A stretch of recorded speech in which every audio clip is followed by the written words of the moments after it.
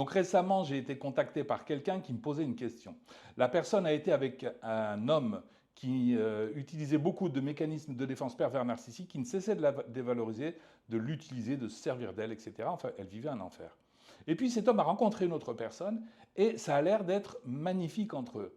Donc cette personne, très affolée, m'a contacté en me disant, mais est-ce qu'un pervers narcissique peut vivre une belle histoire d'amour? Et ça avait l'air de beaucoup l'angoisser. Je le comprends.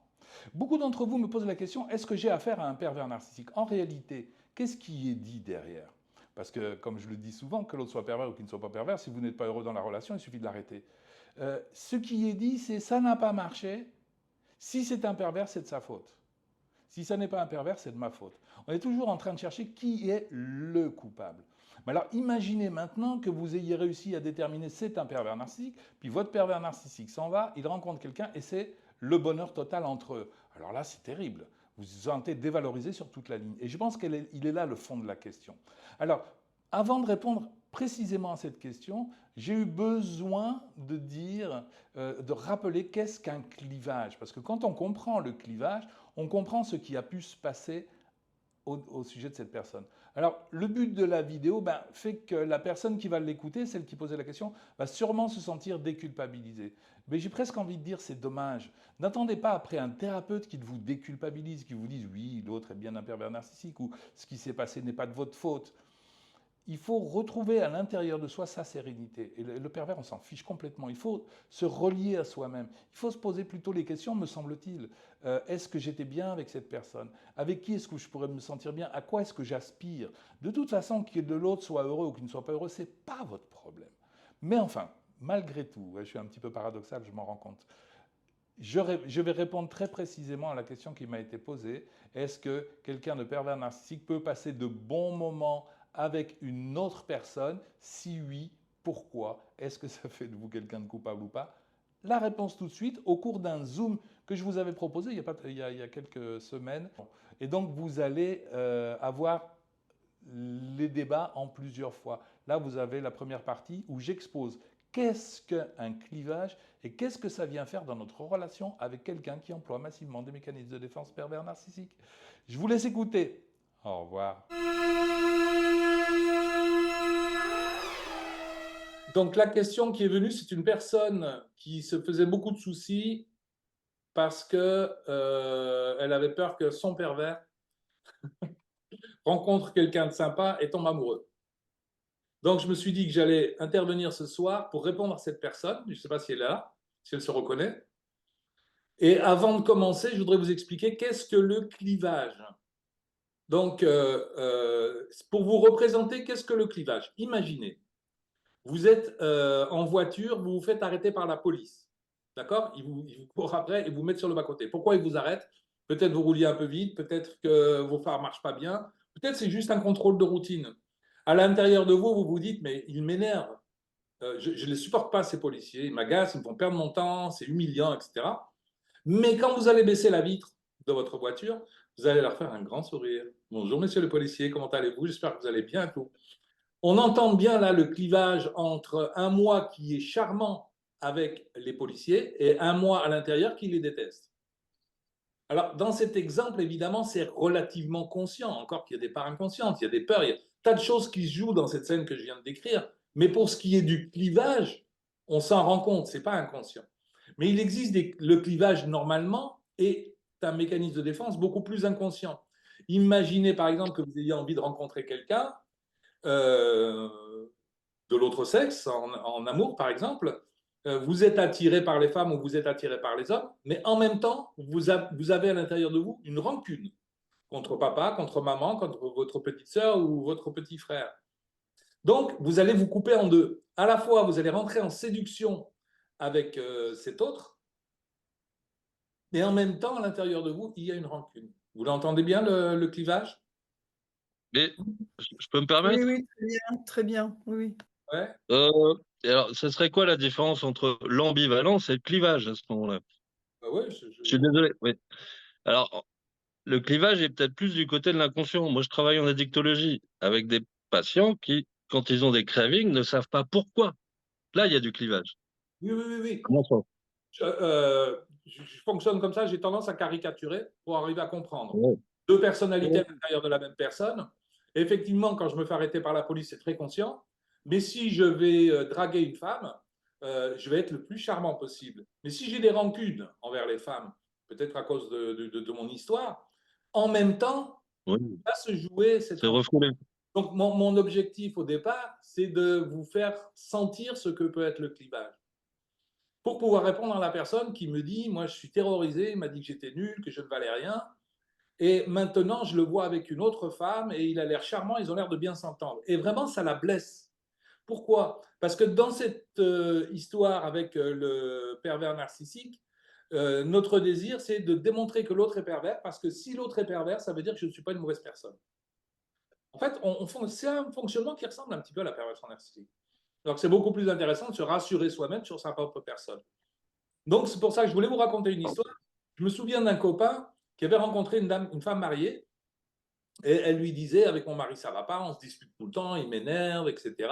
À la maison, c'est tout le temps des disputes. Et puis, avec son amant, évidemment, la vie était merveilleuse, parce qu'ils allaient se promener, ils n'avaient aucune obligation, ils ne se voyaient que pour faire l'amour ou aller au cinéma, ou se promener au bord de la plage. Tant et si bien qu'avec le temps, un jour, elle a fini par quitter son mari et s'installer avec l'amant. Et ce qui s'est passé, c'est que l'amant est devenu le mari. Il a changé de place. Et à partir de ce moment-là, ça a été la guerre entre eux, et elle lui a fait vivre à l'identique ce qu'elle faisait vivre à son mari. Donc, dans les relations multiples, je trouve que ça permet un clivage. Je peux avoir une maman à la maison que je déteste et ma maîtresse à l'extérieur que j'adore. Donc, évidemment, la personne qui m'interroge, elle me dit, mais est-ce est-ce que ça peut bien se passer? Comme si ça lui faisait peur, hein. Est-ce que ça peut bien se passer avec cette personne? À quoi je lui ai répondu, ben, oui, mais ça ne doit pas être votre problème, en fait. Ça ne devrait pas être votre problème. Puisque vous avez envie d'avoir une relation saine, donc vous devez quitter cette personne. Après, lui va se retrouver avec son, j'exagère un peu, Jekyll et Hyde intérieur, et il va être obligé de retrouver une nouvelle maîtresse à qui il fera subir, ou alors ça va se retourner contre celle avec qui il est. Vous voyez? Donc, pour répondre à la question de la dame qui me disait, est-il possible qu'un pervers narcissique réussisse avec une autre personne? Ma réponse, elle est oui, surtout si vous êtes dans les parages. Il vous a désigné comme étant le mauvais objet, c'est-à-dire qu'il a son clivage intérieur, vous vous souvenez, hein, amour et haine, devient un clivage de l'objet, bon ami et mauvais ami. Ouais, ça va se jouer à l'extérieur. C'est pour ça que j'ai tendance à dire qu'en termes de perversion narcissique, ce qu'il faut se mettre en tête, c'est vous ne faites pas partie de l'équation. Jamais vous ne saurez avec quelqu'un qui emploie des mécanismes comme ça si vous êtes quelqu'un de bien ou pas. Votre rassurance, il va falloir aller la trouver ailleurs. Et si celui-là est tellement heureux avec une autre, grand ou un autre, grand bien lui fasse. Grand bien lui fasse, c'est pas votre problème. Il faut arriver à se couper. Le pervers narcissique n'est pas un miroir. En tout cas, ne l'utilisez pas comme miroir, parce que si c'est un miroir déformant. Clivage du moi, amour-haine, clivage de l'objet, la bonne et la mauvaise. Dans ce cas. Dans ce cas. Dans la perversion narcissique, généralement, ça se joue avec une seule personne. Hein. À toi et moi, à deux, nous ne faisons qu'un. Je suis le bon objet, tu es le mauvais objet. Mais là, c'est bien le fait d'avoir plusieurs maîtresses ou plusieurs amants, parce que ça permet de les désigner, d'avoir à la limite la maîtresse symptôme, comme on a l'enfant symptôme dans certaines familles. Est-ce que le clivage est en lien avec la blessure d'abandon? Est-ce qu'on peut faire des liens comme ça On peut avec faire, les blessures? oui, on peut faire. De toute façon, pour moi, l'angoisse d'abandon est l'angoisse nodale de tout ce qui est narcissique. Donc, on va trouver en commun entre la personne qui emploie massivement des mécanismes de défense pervers narcissiques, elle a une grande angoisse d'abandon, et la victime a une grande angoisse d'abandon. Ils se ressemblent, hein, les deux. Comme je dis souvent, ils sont comme le négatif et le positif d'une même photo. Ils montrent la même chose et pourtant sont inverses. Phrase de Freud. Donc, ils se ressemblent. Ils emploient le même type de mécanisme. Ouais. Donc, l'angoisse d'abandon est là. Oui, oui, oui, oui. Elle est nodale, oui. Oui, mais est-ce que c'est l'angoisse d'abandon qui crée justement le clivage? Alors, dans le champ des mécanismes, oui, oui. Oui, c'est une réponse à l'angoisse d'abandon, bien sûr, bien sûr. Voilà. Ouais. On l'avait vu déjà, je sais pas, la dernière fois, au précédent Zoom, je donnais l'exemple d'un enfant à qui un de ses parents lui dirait ah, ce que tu es merveilleux, tu es formidable, regarde, tu as fait un gribouillis, je le mets sur le frigo, c'est magnifique. Dans le discours du parent, l'enfant est tout puissant. Il se croit tout puissant, il l'est réellement à l'intérieur du discours. Mais dès qu'il va arriver à l'école, il va se retrouver complètement impuissant. Donc on comprend bien qu'il Mais il y a aura une dimension d'un. intérêt à mettre en place une dialectique, si vous voulez, qui va lui permettre de recouvrer son fantasme de toute puissance. Donc, on pourrait dire, celui qui emploie massivement des mécanismes de défense pervers narcissiques est tout puissant dans son discours, comme il a été tout puissant parfois dans le discours d'un des parents. Mais en réalité, à l'intérieur de lui, il se sent impuissant, donc abandonnable. Et le clivage de l'objet, couple par exemple, va lui permettre d'évacuer son angoisse d'abandon et de la faire porter à sa victime. Mhm. Après, dans la formation que vous avez mis en ligne, vous parlez également que l'abandon est en lien avec cette pulsion de mort. Oui. Et donc, cette pulsion de mort, moi, je suis dans l'énergétique, hein, et je l'imagine un petit peu comme venant créer en fait cette faille narcissique. Et donc, est-ce que c'est pour ça que la personne, dans sa construction intérieure, elle vient créer cette séparation, cette dualité en elle? Alors attendez, Moi, on je va dis du... dans l'ordre. Je ne pense pas avoir dit exactement les choses comme ça. Ce que j'ai dit, c'est comprenez que l'angoisse d'abandon, pour certains, est une angoisse extrêmement puissante. D'accord? Nous, si quand vous étiez petit, vous avez vu un petit chien qui était un gros chien pour vous et qu'il vous a aboyé dessus, peut-être est-ce qu'il vous a terrifié. Si Ouais. aujourd'hui vous revoyez le même petit chien, peut-être qu'en le reconnaissant inconsciemment, vous allez reconvoquer les peurs d'un petit enfant. Et ça va faire éclater de rire quelqu'un qui serait avec vous en disant mais un petit chien comme ça, tu ne risques rien. Et pourtant, si. Mm. L'angoisse, elle n'est pas l'angoisse du risque qu'il représente aujourd'hui, mais l'angoisse que vous aviez déjà vécue en étant petit enfant. On est d'accord? Donc, Ouais. ce que vous avez dû m'entendre dire, c'est que les angoisses d'abandon les plus archaïques chez un nourrisson qui serait abandonné, imaginez à l'âge d'1 an, il est réellement en danger de mort.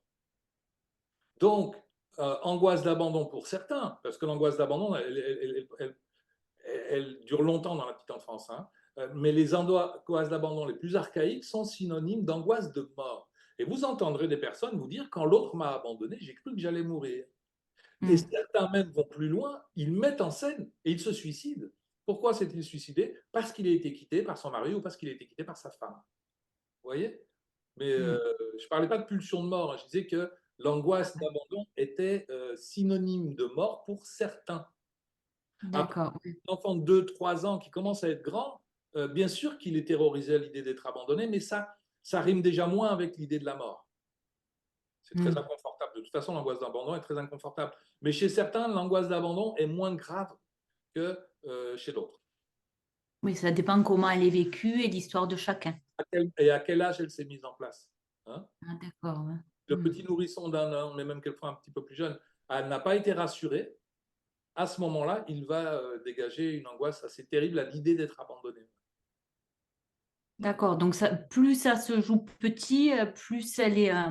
La fixation, on appellera ça une fixation, hein, le moment où ça s'est mis en place, est Ouais. précoce, évidemment, plus l'angoisse est importante. Mhm.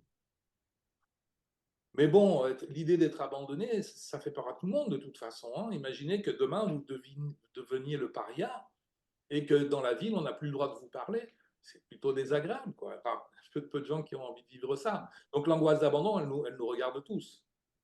Ouais, mais après, dans tout ce que, dans votre formation, j'ai l'impression quand même que dans la relation avec le pervers narcissique et sa victime, en fait, c'est deux abandonniques qui se rencontrent, qui se heurtent et que tout se joue un peu autour de ça. Oui, C'est oui, oui, bien ça. c'est de l'abandon, je suis d'accord avec vous. Ouais. Hmm. C'est une angoisse d'abandon pour les deux.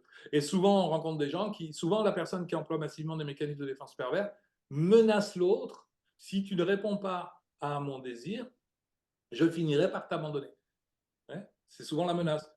Il y a donc cette menace, elle plane sans cesse. Mais il y a rarement passage à l'acte. C'est-à-dire que votre pervers ne s'en va pas. Il vous menace de partir, mais il reste. Et c'est ce qui m'a fait dire que pour certains, je me demande si le pervers narcissique n'est pas rassurant, puisqu'il nous menace sans cesse de nous abandonner, mais il ne nous abandonne jamais. Donc, c'est un petit peu comme si vous aviez peur, je ne sais pas, vous avez des angoisses, vous allez voir un film de peur au cinéma, à la fois, vous vous faites peur, mais en même temps, vous savez que vous ne risquez rien. C'est la mise en scène, si vous voulez. On met en scène l'abandon, mais on ne passe pas à l'acte. Hmm. Après, je peux continuer, je ne prends pas trop la parole. Non. En plus, vous suivez la formation, vous êtes prioritaire. Ah, merci. Tout le monde est Après, prioritaire, mais vous encore plus. pour m'être aussi également retrouvée dans une relation avec ce genre de personnes, j'ai attaché, peut-être par le fait de mon activité de thérapeute, vraiment une importance à devoir savoir si c'était un pervers narcissique, un borderline, ou vraiment poser une étiquette dessus. Parce que, en fait, c'est ridicule, mais je me disais, s'il est borderline, à ce que j'ai compris, peut-être qu'il peut guérir. Alors que si c'est un pervers narcissique, il ne peut pas guérir. Est-ce que... Parlez de vos patients? Non, là, je parle d'une personne avec qui j'étais en relation. Ah oui, d'accord. Ah, oui, oui, oui, oui. Donc, vous êtes, excusez-moi, il me semble, confirmez-moi ou infirmez, que vous êtes dans un fantasme de sauveur. Oui, peut-être. En tout cas, pour lui, Si c'était vous ça. avez affaire à quelqu'un de borderline, il est juste casse-pied, quoi. Il est juste... casse-pied, insupportable, invivable. Et la question que vous pourriez vous poser, c'est est-ce que j'ai envie de vivre ça? Pas est-ce que je peux le sauver? Ouais, c'est ça. Si vous avez envie de vivre ça, Ouais. ne me gênez pas, ça ne me regarde pas. Non, mais... C'est des pistes de réflexion. Ouais. Alors, et vous parliez aussi à un moment donné que justement dans les gens qui sont borderline, la victime va se mettre elle aussi dans les mêmes mécanismes de défense du pervers et ça va se jouer vraiment dans des trucs assez particuliers, quoi. Je se renvoie la balle et ça n'en finit pas. C'est bien ça? Oui. Ouais, bon, d'accord. Mm. Mais c'est un jeu dangereux, hyper dangereux en fait. Quel est le danger? Ben, de se faire mal. On vit dans... Oui, ah oui, oui, oui, c'est une souffrance constante. Mais dans les problématiques narcissiques, on vit dans une sorte de nuage de blabla. Il n'y a pas de choses concrètes qui arrivent. On n'est pas dans la réalisation. Mm. Vous allez, si vous voulez, quand deux personnes se rencontrent, chacun amène une énergie. C'est normal, j'amène une énergie, l'autre amène une énergie. Et on se retrouve là avec un gros paquet d'énergie. Qu'est-ce qu'on va faire de cette énergie? Eh bien, on peut faire ce qu'on veut. On va avoir des relations amoureuses, construire une maison, aller se promener, faire des enfants, tout ce qu'on veut, ou écrire des livres.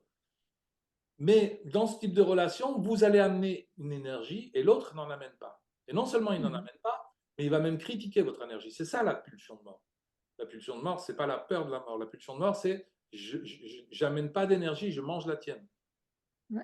Ah, c'est-à-dire, ouais. pour le dire plus simplement, vous organisez un pique-nique au bord de la plage et pendant tout le temps, on va vous critiquer, on va dire mais c'est pas bon ce que tu as fait, mais enfin il y a du vent, ouais j'ai du sable dans mon assiette, ouais, c'est ça, on casse. Ou je sais pas, moi je me souviens, une petite amie quand j'étais gamin, je fais un long chemin, je viens de très très loin, je fais 800 km pour aller la voir.